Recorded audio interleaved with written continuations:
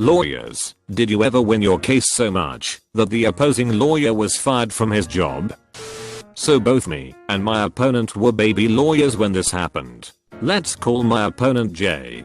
Jay was a nice kid and I knew him in law school, but he was horribly shy. Talking in front of the class left him almost in tears. I later learned his entire family were lawyers, and they pressured Jay to follow in their footsteps, even if it was clearly be a terrible lawyer. Jay was actually pretty good at school. He was smart and even with his social anxiety he was at the top of the class. He did a lot better than me actually, and was hired as a public defender about a week before I was hired by a law firm. Now I don't know if this was his first time in court, but we ended up facing off not too long after. It was only my second time, so I wouldn't have been surprised. My own client was a shop owner suing Jay's client over shoplifting or property damage, but it was years ago, and I can't remember. Either way it was a pretty clean-cut case. My client had footage of everything, but Jay's client refused our plea deal, so I expected him to have the book thrown at him in court. Now I was a bit nervous of messing something up, but I didn't show it, and I had pretty good evidence on my side. I don't blame Jay for being nervous. His client didn't exactly put him in a good position, but that happens sometimes. You just have to do your best and sometimes you're going to lose, and you can't take that to heart. I don't think Jay truly understood that. The trial itself was actually pretty boring from what I remember, at least on my end. I presented my evidence to the judge, and Jay presented a defense. He stammered a little and stumbled over words, but I don't think he did too badly. His client got some jail time, but that was expected. When the trial was finished I saw Jay rush out of the courtroom. I was concerned, so as soon as I could I left as well to go find him.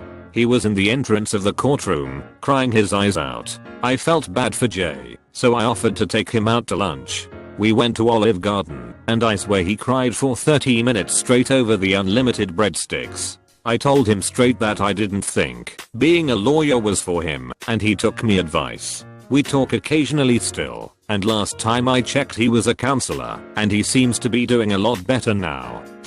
So this might not be exactly what you were expecting, but the other lawyer I was facing retired directly after our trial, but most likely that was from the heart attack she had on the stand, rather than anything I did.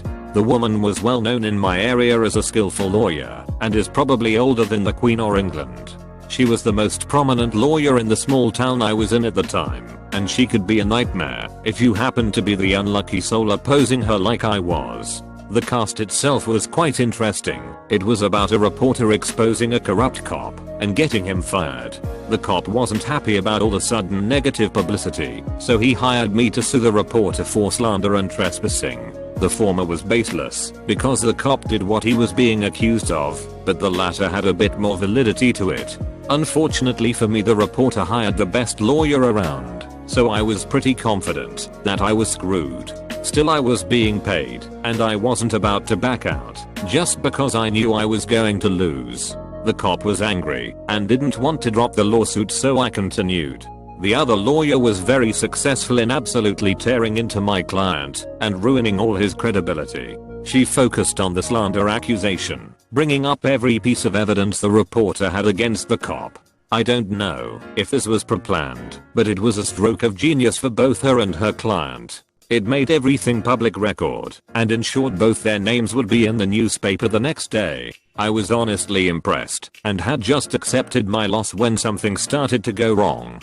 The other lawyer started to stutter and cough. She kept speaking, but wasn't making any sense. People started to take notice at her sudden loss of composure, and I heard a few murmurs in the usually silent court. Then suddenly she grabbed her chest and practically collapsed on the podium.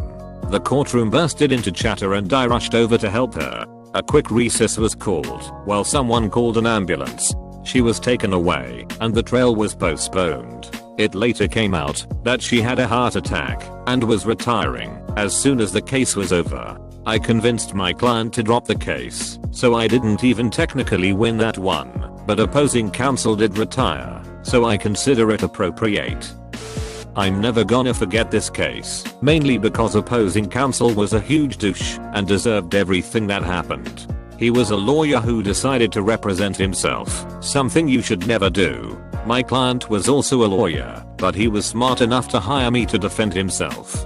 I'm not going to lie, the case was pretty stupid. It was over my client supposedly stealing a client from the other lawyer. The client was getting a divorce and dropped him for reasons I don't know. Now this happens, and it's actually pretty common. I don't know why the opposing counsel decided to make a big stink now, but some people are too petty for their own good.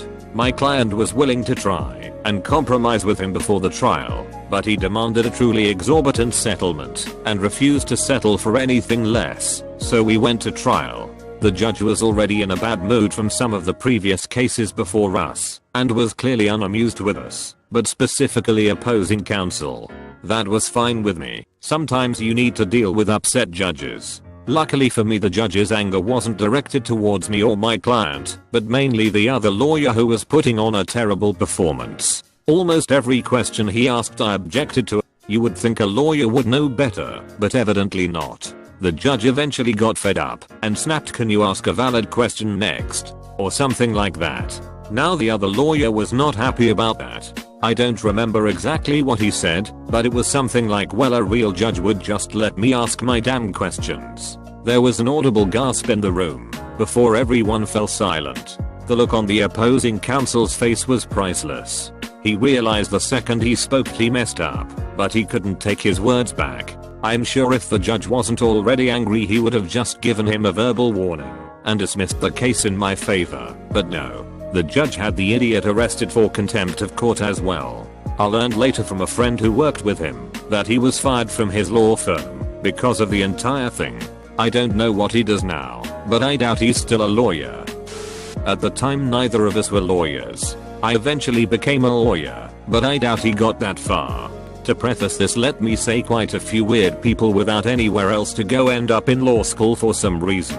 You'd be surprised at how many stoners walk through the doors, and unsupervised at the amount of people that walk out the same doors only a day later.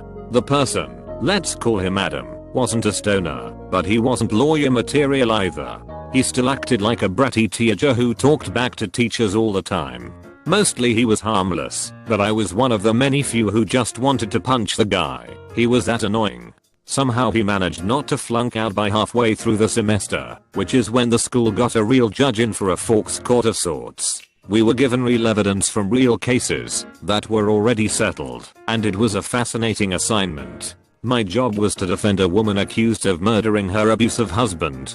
In real life she was given a manslaughter charge and 5 years in prison, but I won't give more detail here. I prepared like crazy for this case, excited to finally get a real taste into the world of law. Imagine my disappointment when I found Adam was the person I would be facing off against. No matter, I was still going to present my case with all the seriousness it deserved. Adam, however, had no intention of doing the same. He acted like a teenager in a fancy suit and it showed. He put his feet on the desk, called the judge back "Mr." and was generally a disrespectful prick. Perhaps he wasn't paying attention when we were told the judge was a real judge, but the judge quickly set him straight. "I'll have you know, Adam, I'm not a professor of your school, but an actual judge." I remember him saying, perhaps a bit peeved but not disrespectful, "You want to know what Adam did?" Adam flipped the judge off. He flipped a judge off in front of an entire classroom of law students. Our professor practically dragged Adam out of the room, which was a bit entertaining to watch. My case was dismissed, and though I was bummed, I cheered up significantly when I learned Adam got expelled. He 100% deserved it. I honestly still feel bad for the lawyer to this day. She was an acquaintance of mine, and was quite nice and polite anytime I talked to her, but was a bit emotional which occasionally got in the way. She was usually pretty good at staying professional in court, but sometimes she slipped up. The case we were arguing was a simple drug case. She was a public defender and her client was not exactly a smart man. He came to court wearing a ratty wife beater, old jeans, and a baseball hat that his lawyer just barely convinced him to take off. One look at him was probably a better argument for his drug use than anything I could come up with, which was a lot. Even though it was clear the case wasn't in her favor, the other lawyer still did a good job of painting him in a pitiful light and garnering sympathy. Say what you want about her, but she was extremely charismatic, and while she probably wasn't going to win, she could at least lower his sentence. That was until her client started to open his mouth and talk. Here's a tip: if you're even in the enviable decision of being accused of a crime, when your lawyer is talking, keep your mouth shut. They know what they're doing, and no matter what you think, you do not. So this druggie starts to not only talk over his lawyer, but actually contradicts her. For me, this was perfect. He was practically putting the cuffs on himself at that point, and it was annoying.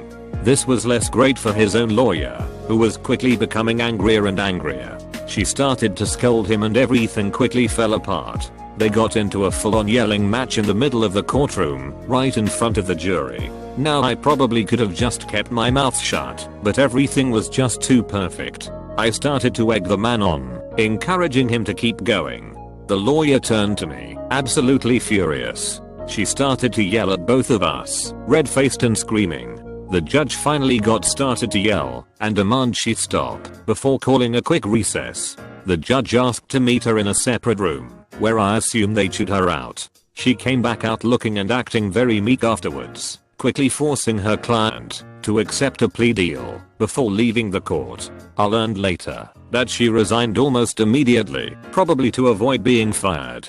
From what I heard, she moved out of state and got a job at a different law firm, though I'm not sure if she still does trials. This guy was already on his way out, but I suspect I pushed him over the edge. He was starting to get a reputation around my area as a blubbering idiot, which was a real shame. He was actually pretty smart and wrote many papers on law that got published, but he was not good with people. In theory, he understood everything perfectly, but he wasn't great in practice. He stammered a lot and tended to drone on and on, which impressed no one.